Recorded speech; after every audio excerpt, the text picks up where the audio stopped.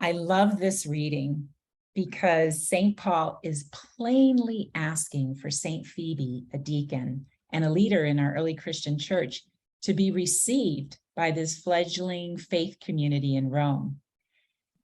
In just a couple of sentences, he recognizes her diaconia, her discipleship, her leadership, her competence in helping him and helping others. And he is specifically asking this faith community in Rome to also recognize and receive her. I think about how to recognize and to receive one another's calls and gifts is to recognize the work of the Holy Spirit in our midst. It's often been said, God has no hands or feet but ours. And so when we recognize how each of us is being called to discipleship, we actually are recognizing the call and the movement of the Holy Spirit. What I also find really interesting is if you continue to read the letter to the Romans, St. Paul goes on to greet by name 15 other people, men and women. It just demonstrates how he knows this Roman community. There's a trust that's already been established. He has relationships with people, and he's using this trust to ask the community to receive and to welcome Phoebe as his envoy.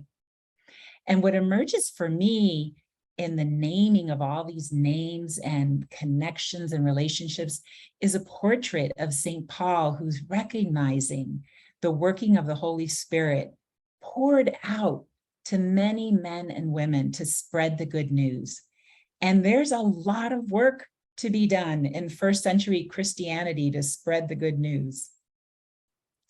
So many people, when they first learn about our discerning deacons' efforts and our work in the synod, and they ask us, who is St. Phoebe and how come they've never heard of her, even though she's plainly named in the Bible by no less than St. Paul and is named as a deacon.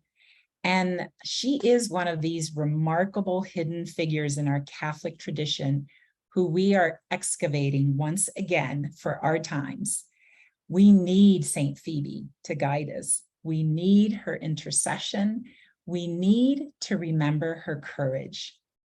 Because to deliver St. Paul's letter to the Romans, Phoebe was invited to go on a journey. She led the house church in Cenchrea, Greece. And from looking at the maps, we estimate that Rome, Italy was más o menos, more or less, 600 miles from Phoebe's home. And Phoebe went on that journey. And so I can only imagine the passion and commitment in her heart to announce this good news, the good news of Jesus's resurrection, the good news that Jesus's resurrection offers each one of us complete human dignity, peace, the buen vivir, or the goodness of abundant life. And this good news is as relevant today as back then, especially as we face daunting challenges as a church and as a world now at the beginning of the third millennium. The Holy Spirit needs our hands and feet. And recently, 60 people, women and men from 14 states in the US, as well as Brazil, Bolivia, Colombia, also went on a journey to Mexico City to encounter Our Lady of Guadalupe, who is the patroness of the Americas. We went on this journey just as our Catholic Church had completed the local consultation phase of the Global Synod in the US and elsewhere. And just as we are poised to begin this continental phase, which invites us to keep encountering, listening, dialoguing, and discerning the Holy Spirit's movements in the Americas, beginning with Canada, but keeping in mind all of the Americas. After all, it was Pope John Paul II who dreamed that the solidarity would grow in the Americas across our countries to the point where one day we would see ourselves as one continent.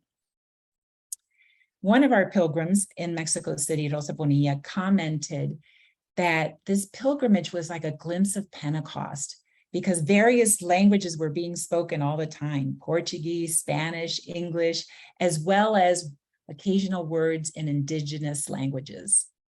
And while we were there, indigenous theologian Padre Eleazar Lopez Hernandez shared with us that the fullness of Our Lady of Guadalupe's message is still being revealed and still asking to be received nearly 500 years after her appearance in 1531 to St. Juan Diego. Hers is a message of a new reality being born, in which Christians and indigenous peoples, original peoples of the Americas, are to be in dialogue with each other, and each has something important to share with the other. Our Lady of Guadalupe shows us the maternal face of God, the love, the tenderness, the mercy that's so badly needed in our polarized communities, our families, our countries.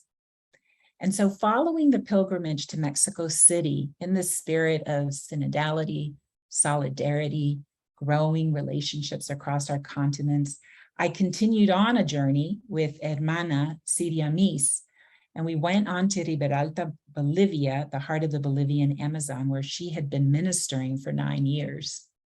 And I want to share with you, I was there for a week. It was really an extraordinary experience. And I want to share with you 3 blessings of the many blessings I received from having traveled to the Amazon. The first is just the extraordinary ministry and witness of women in the Amazon who have been received and recognized by the peoples of the Amazon. In this land with few priests, the bishops often grant permission to religious and lay women with a vocation to diaconal leadership and service to baptize, witness marriages, preside at funeral services, and to preach. And this is how the faith has spread and is being sustained. The Holy Spirit working through the hands and feet of religious and lay women and religious and lay men collaborating together in the spirit of St. Paul and St. Phoebe. There was one day when Sister Siria and I boarded a boat on the Madre de Dios River, and a young adult man approached Sister Siria and said, "I remember you. You baptized my son."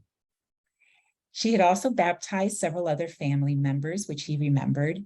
And this conversation was experienced as completely ordinary by this young man whose son is now 8 years old. Hermana Siria baptizing his son is how the Catholic faith is lived and practiced and sustained in the Amazon, something completely ordinary in an extraordinary place. It's hard for us, those of us in the US, to imagine women regularly preaching and baptizing because it's not our current practice. But the continental phase of the Synod invites us to listen to how the faith is practiced and sustained in other lands. And what can we learn from this? As Bishop Eugenio Cotter told me while I was there in Bolivia, constructing unity means being willing to listen to the needs of others. The second blessing I want to share with you is the hope of unleashing the gifts of women for a synodal church in the US too. The Global Synod is showing us that women are playing essential roles in organizing and in leading synod consultations, in lending our hands and feet to the slow work of God, in encountering, listening, dialoguing, and discerning.